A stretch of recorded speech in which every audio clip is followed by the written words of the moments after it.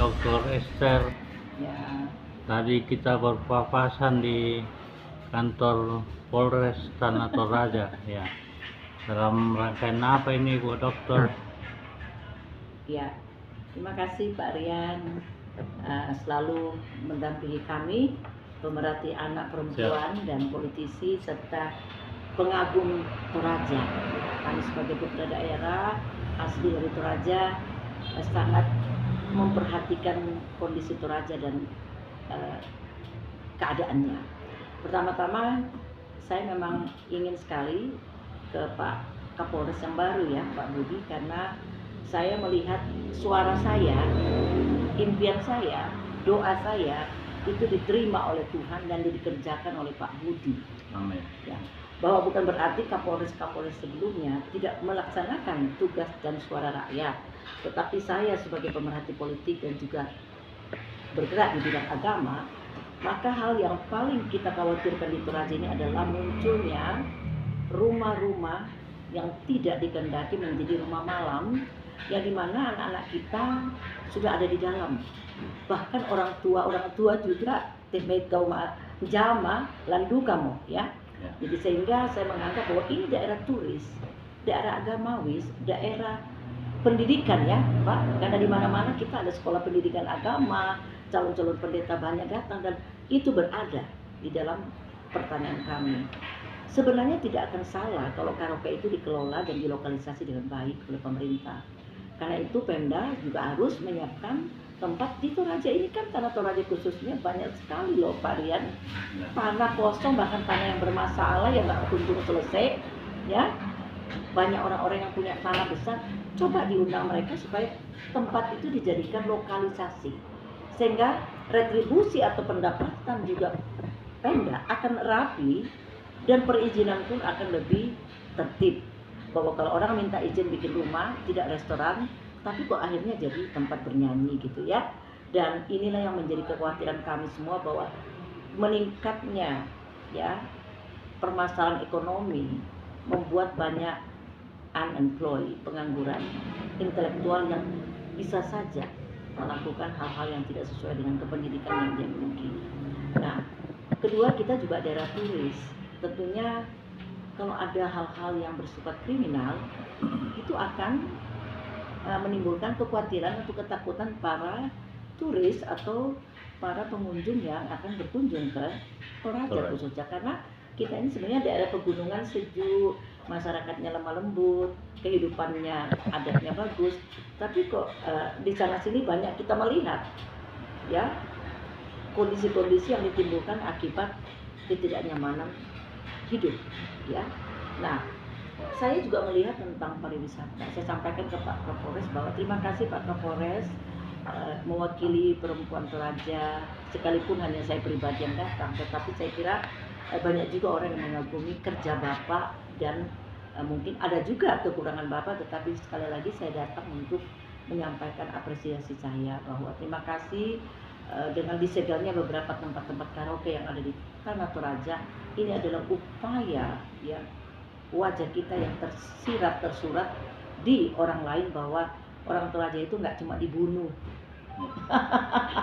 disiksa ya, atau bunuh diri karena nggak sanggup hidup.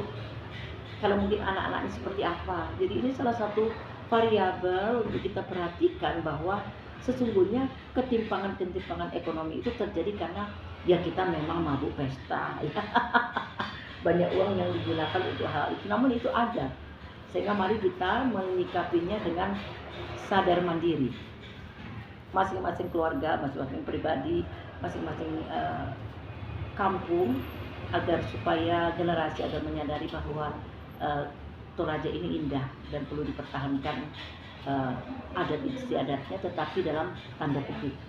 Contoh, saya melihat beberapa waktu lalu sebelum saya datang ke Toraja lagi, ada beberapa rumah adat yang di bulldozer ya Pak Rian, karena terlibat kasus-kasus yang sangat tidak relevan. Misalnya mereka membangun di tanah-tanah seorang, mereka melakukan pembangunan atau apa saja di lahan orang.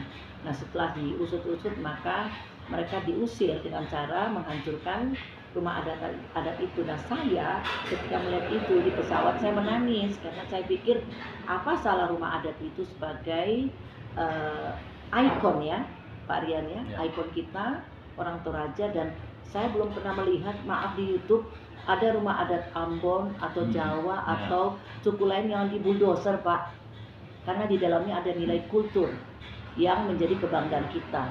Nah, apakah tidak ada jalan lain Bapak-bapak untuk mengeksekusi hal-hal seperti itu? Contohnya ya panggil orang siapa yang mau mengambil kayu-kayu itu dan dibeli dan diambil secara terhormat, sekalipun memang harus dikosongkan tapi tidak mengusak. Nah, cuma hitungan kayak itu bahwa itu dibangun dengan mungkin juga uang yang banyak, dan bukan cuma uangnya yang kita lihat tapi nilai daripada rumah adat itu. Tak boleh di rumah adat kelepang anu todolota toh. Jadi saya juga minta kepada Pemda, kepada pihak kepolisian yang lain, kepada instansi terkait bahwa jangan merusak begitu. Tolong diambil solusi lain, kebijakan lain. Mungkin ada yang mau atau dilelang saja, sehingga ukiran-ukiran itu masih dapat dinikmati, dipakai orang lain tanpa harus membuldoser menghancurkan itu. Karena sesungguhnya orang juga walaupun rumahnya dihancurkan, dia bisa bikin lagi loh di tempat lain kalau banyak duitnya. Nah, masih dia bikin, tidak tahu. Iya kan? Jadi saya pikir ini yang saya katakan kepada Pak Kapolres sebagai pemangku wilayah dalam soal penertiban dan sebagainya. Tolong carikan solusi agar tidak lagi terjadi pencangkokan, ya. Dicangkok begini ya, rumah Toraja, ya. Dan kalau ada pertikaian adat, duduk panggil ahli adat untuk bisa mencari jalan keluar, karena tidak ada masalah yang tidak bisa diselesaikan, ya. Karena kan kita merasa dirasa-rasa dan Tuhan, kita punya orang Tuhan, kita punya Tuhan, kok nggak bisa diselesaikan dengan cara Tuhan? Nah, tak ada riba mati atau apa, tapi yang namanya rasa malu kepada orang karena rumah adat kita dihancurkan karena hanya kepentingan perorangan atau kelompok etabe. Saya sebagai putra daerah minta maaf, dan diri kami rusak ini. Carikan saja solusi, begitu kan, kita malu dilihat orang.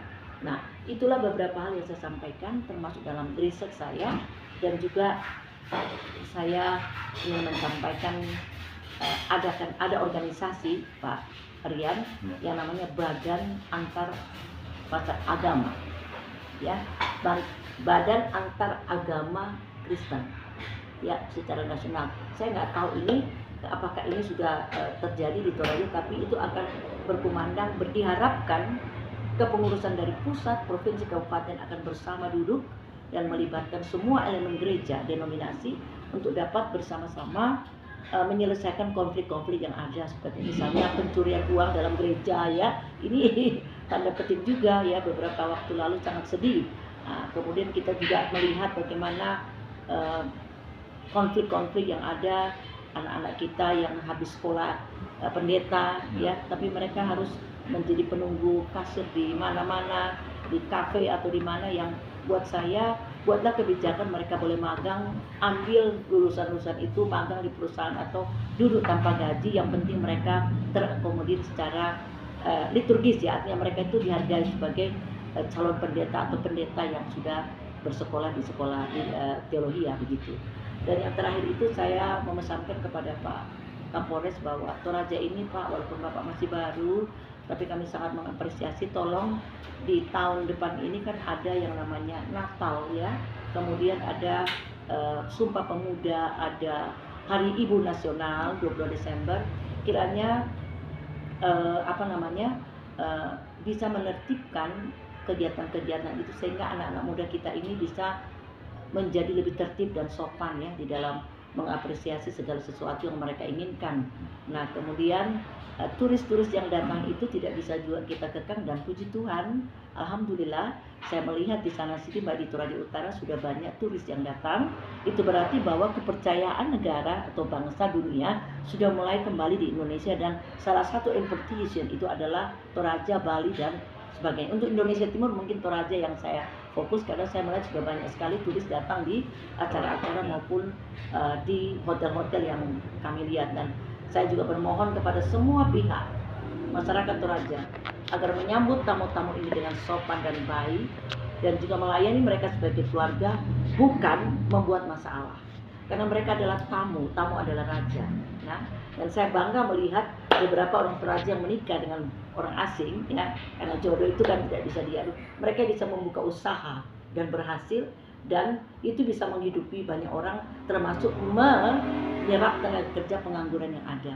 Jadi ada juga orang Toraja yang ke Bali, Pak, kan kami juga ada di Bali biasa, itu membuka semacam masas, ya, seorang Toraja yang sukses di sana mengangkut orang-orang Toraja yang abroad schooling, ya, sudah tidak sekolah atau menjadi unemployed, mereka pekerjakan di masas itu, ya, jadi kesehatan. Jadi saya kira kita juga harus bisa menangkap kemungkinan atau opportunity bisnis ini agar anak-anak kita tidak menjadi sasaran kriminal begitu, ya.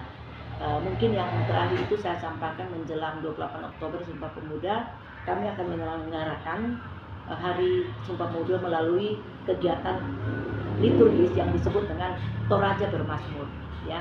Toraja Bermazmur, jadi anak-anak Toraja yang beragama Kristen itu bisa mengapresiasi kelebihannya, karena banyak sekali penyanyi-penyanyi kita yang saya lihat bisa datang ke pesta-pesta itu punya karunia talenta bernyanyi yang luar biasa, Pak Rian. Sehingga saya harus mengakomodir mereka melalui perusahaan kami, Holy Rain. Kami akan menampung mereka dan membuatkan mereka semacam event organized agar mereka juga ditata cara berpakaian, cara penampilan, cara bagaimana melihat momen-momen di mana mereka harus ada, ya, kemudian menampilkan cara bernyanyi yang elok, yang santun, yang bisa membuat orang senang untuk melihat, bahkan terjadi mungkin ekspansi misalnya mereka bisa keluar negeri atau kemana-mana. Nah itu, nah oleh sebab itu kita yang sudah punya usaha di Toraja, baik orang asing yang menikah dengan orang Toraja pun sebaliknya itu dijaga baik sehingga kita tetap mempunyai pencitraan yang bagus, dan jangan kita membuka masalah lebih lebar, ya. Tunjukkan apresiasimu sebagai wanita Toraja, sebagai orang Toraja, sebagai pria Toraja, sebagai keluarga Toraja, bahwa kita itu siap untuk menyambut tahun pembebasan, ya. Tuhan bilang tahun pembebasan. Bebas bukan berarti kita bebas sama maunya, tapi bebas bertanggung jawab, ya. Demikian di atas kepemimpinan Pak Prabowo dan Pak Gibran, kita berharap ada banyak reformasi di anak-anak dan perilaku kita khususnya, dan tidak ada orang yang sempurna, hanya paling tidak berhentilah berbuat jahat, lakukan yang baik, dan tetap mengucap syukur. Terima kasih, Tuhan Yesus memberkati.